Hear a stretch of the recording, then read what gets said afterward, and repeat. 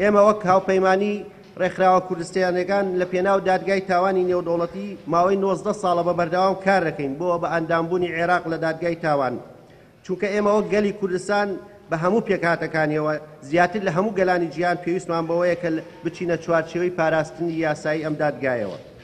هەر بۆیە داواکارین: یەکەم، عێراق پەیماننامەی ڕۆما واژوو بکات و بە زووترین کات پەیوەستبوونی خۆی بە بڕیارەکانی دادگای تاوانی نێودەوڵەتی ڕابگەێنێت بۆ ئەوەی دڵنیایی بداتە گەلانی عێراق کە لە ئایندەدا جارێکی تر تاوانی جینۆساید لەسەر خاکی عێراق دووبارە نابێتەوە. دووەم، حکوومەتی عێراق هەموو ئەوانەی وەک تاوانبار ناویان هاتووە لە